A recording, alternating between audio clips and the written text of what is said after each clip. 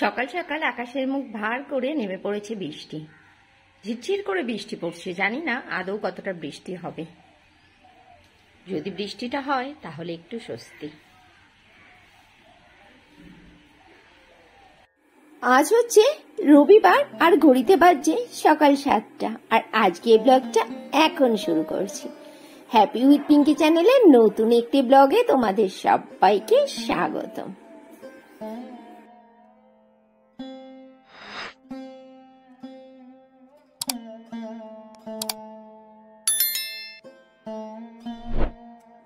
ভোরবেলাতে গুড়ি গুড়ি বৃষ্টি হলো, সেটা তো তোমাদেরকে আমি দেখালামই। তারপরে বৃষ্টি কোথায়, সে তো পালিয়ে গেছে। আবার হালকা হালকা রোদ উঠেছে। প্রকৃতির মর্জি বোঝা বড় দুষ্কর। আমাদের পক্ষে এর মর্জি বোঝা সম্ভবই না। কখন রোদ, কখন মেঘ, কখন বৃষ্টি, আর গরম তার কথা নতুন করে বলার কি। একদম ঘেমে নিয়ে অস্থির অবস্থা।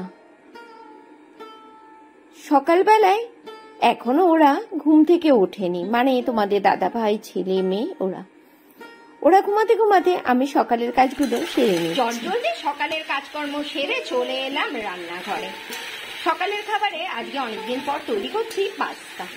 কোনো ভেজিস নেই জানো তো, শুধু ডিম আর পেঁয়াজ লঙ্কা দিয়েই বানিয়ে দিলাম পাস্তা। একদম হোমমেড যাকে বলে আর কি। প্রেসার কুকারে মুসুরির ডাল করেছি আমরা দিয়ে। আগে সকালে খাবারটা তৈরি করে নিই, তারপরে কাটাকুটি করে নিয়ে বসিয়ে দিয়েছি 3 উনুনে রান্না। এখানে বসিয়েছি কচুরলতিটা, ভাতও বসিয়ে দিয়েছি, আর লইট্টা মাছের ঝুড়া হবে। তার জন্য মশলা কষে লইট্টা মাছগুলো ছেড়ে দিয়েছি। আমি জানো তো গোটা গোটা লইট্টা রাখি, তাহলে কাটাটা ছাড়াতে ভালো সুবিধে হয়। ঢাকা দিয়ে উনুনে ফ্লেমটা সিমে দিয়ে দিই, তাহলে মাছটা নরম হয়ে যাবে, জল বেরিয়ে যাবে, আর কাটাটা খুলে নেব। কচুরলতিটা একটু ঢাকা চাপা দিয়ে উনুনটা সিমে দিয়ে রান্না করব। উনুনটা বাড়িয়ে দিলে পুড়ে উঠবে, কিন্তু লতিটা সেদ্ধ হবে না। আমার আবার কচুরলতি বেশ গোটা গোটা থাকবে, কিন্তু নরম হবে, ঝরঝরে থাকবে, এরকম কচুরলতি খেতে খুব ভালো লাগে। তোমাদের দাদা ভাইয়ের আবার ভালো লাগে সেই একদম ঘেটা বেটা হয়ে যাবে, সেই কচুর শাকের মতো ওই রকম। আমার আবার ঝরঝরে থাকলে বেশি ভালো লাগে। বেশ শুকনো শুকনো ভাতের সাথে একটু একটু করে মাখিয়ে মাখিয়ে খাবো। দাঁড়াও এগুলো হোক। আর এখানে দেখো খারকোলটাও সেদ্ধ করে জল ঝরিয়ে রেখেছি।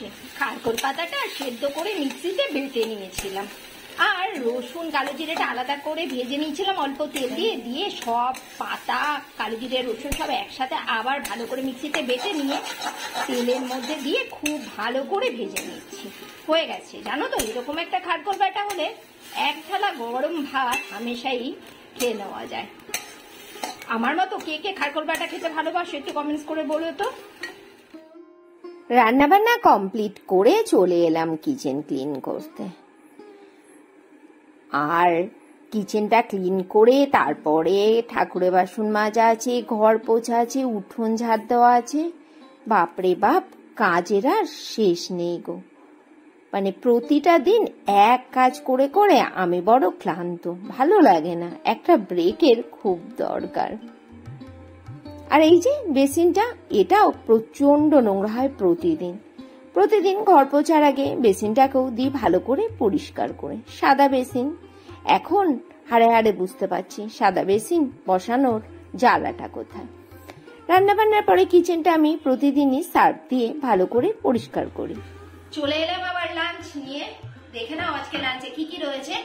আজ সানডে, কিন্তু সানডে হলেও আজকে লাঞ্চে এগুলোই রয়েছে, কিন্তু খুব স্পেশাল। হ্যাঁ, সানডে মানে একটুখানি মানে চিকেন বা মাটন হলে ভালো হয়, কিন্তু আজ চিকেন মাটন কোনোটাই হয়নি। আজকে রয়েছে এখানে ভাত, আমড়া দিয়ে টক ডাল। এবছর আজকে প্রথম আমড়া এসছে, আমরা টক ডাল, রয়েছে কচুরলতি, খারকোল পাতা বাটা, লইট্টা মাছের ঝুড়া, আর রয়েছে কালকে ইলিশ মাছের মাথা দিয়ে করা কচু শাক। লাঞ্চটা সার্ভ করি আর খাই, পেটের মধ্যে ছুঁচু তিরিং করে লাফাচ্ছে। আবার ফেরত চলে এলাম রাত্রেবেলাতে। জানো তো আমাদের এখানে প্রচন্ড বৃষ্টি হয়েছে। আমি গেছিলাম একটু বাজারের দিকে, আর আসার সময় বৃষ্টিতে ভিজতে ভিজতে এসেছি। তোমাদের সাথে আর সেগুলো কিছুই শেয়ার করা হয়নি। আর এখন করে নিচ্ছি রাতের খাবার। দুপুরবেলাতে এত কিছু রান্না করা সত্ত্বেও এখন আবার অর্ডার হয়েছে করতে হবে কি ডিমের অমলেট। আমার আর তোমাদের দাদা ভাইয়ের জন্য ডিমের অমলেট, ছেলের জন্য কালকে রয়েছে একটু তরকা। আবার বলছে এখন ওই তরকাটা কিন্তু ডিম তরকা, জানো তো, তার মধ্যেও নাকি আবার ডিম দিয়ে আবার ফ্রাই করে দিতে হবে। এখানে রুটিও করে নিয়েছি। ওহো, দেখেছো কাণ্ড, মনেই নেই। প্রতিষ্ঠা তো বলেছে ডিম রুটি খাবে না, ও রুটিটা আবার ছেঁকতে ভুলে গেছি। ও খাবে ঘি দিয়ে চিনি দিয়ে রুটি। দাঁড়া, ও রুটিটা আবার ছেঁকে রাখি। রাতের খাবারের পসরা সাজিয়ে নিয়ে বসেছি। হ্যাঁ, এটাকে পসরা ছাড়া আর কি বলবো বলতে পারো। দুপুরের দেখো সব তরকারিগুলো রয়ে গেছে, তবুও এখন আমাকে দিয়ে আবার ডিমের অমলেট করানো। ছেলের তরকাটাকে আবার ডিম দিয়ে ফ্রাই করে দিলাম, প্রতিষ্ঠার জন্য দিলাম এই যে রুটি দিয়ে ঘি দিয়ে আর চিনি দিয়ে মাখিয়ে। প্রতিষ্ঠাকে এই রোল করে দিই, ও বেশ ভালোই খাবে, ওর কোনো ঝামেলা হবে না। তাহলে তোমাদের দাদা ভাই আর আমি খাবো ভাত। আর এই যে আবার যথারীতি আম আসা শুরু হয়ে গেছে। আর আজকের ব্লগটা তাহলে এখানেই শেষ করছি। সবাই খুব ভালো থেকো, সুস্থ থেকো, সাবধানে থেকো। Tata, good night.